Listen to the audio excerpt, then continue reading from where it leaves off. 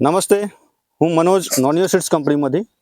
આજે તારીખ 18/8/2026 દેવગાણા ગામ, તાલુકો સિહોર, જિલ્લો ભાવનગર, અને આપણે પરસોત્તમભાઈની વાડીએ છીએ. ત્યાં આપણી સીમર કાકડીનું વાવેતર કરેલું છે. તો આપણે લાઈવ પ્લોટ નિદર્શન માટે આવેલા છીએ. તો એમના છોકરા છે, તેમની જોડે આપણે લાઈવ અનુભવ રહીએ કે એમને કેવું લાગ્યું, બજાર ભાવ શું રહે છે, રોગ પ્રતિકારક શક્તિ કેવી છે, અને જે પહેલાં કાકડી વાવતા હતા આમાં શું ફરક પડ્યો, તો આપણે જાણીએ ખેડૂતના મોઢે.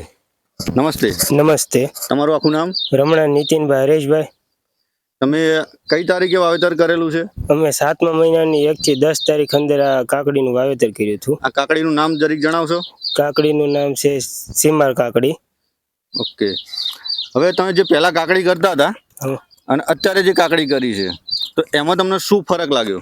પહેલા જે કાકડી કરતા એમાં દેશી કાકડી જેવી હતી, એમાં કોઈ બજાર ભાવ સારો નહોતો આવતો, અને એના કરતાં આ કાકડીમાં બજાર ભાવ પણ સારો આવે છે, અને કાકડી બધી રીતે વ્યવસ્થિત જાય છે, અને માર્કેટમાં આનું ઉત્પાદન પણ વધારે આવે છે.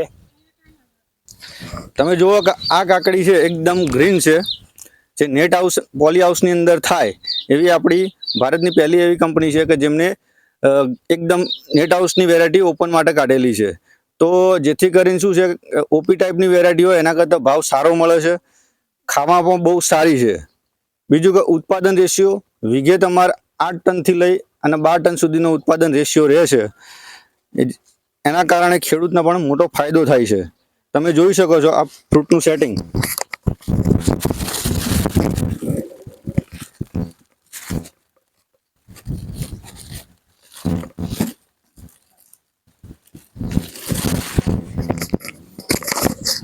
આનો પ્લસ પોઈન્ટ એ છે કે આ છે પાંદડે કાકડી લાગે છે. તમે જુઓ કે સિરીઝ આખી સેટ થઈ છે, પાંદડે કાકડી લાગે છે. એમાં માદા ફૂલની સંખ્યા સૌથી વધારે હોય છે, નર ફૂલ આવતો જ નથી, એટલે ખેડૂતને બજાર ભાવ સારો મળે છે અને ઉત્પાદન પણ સારું રહે છે.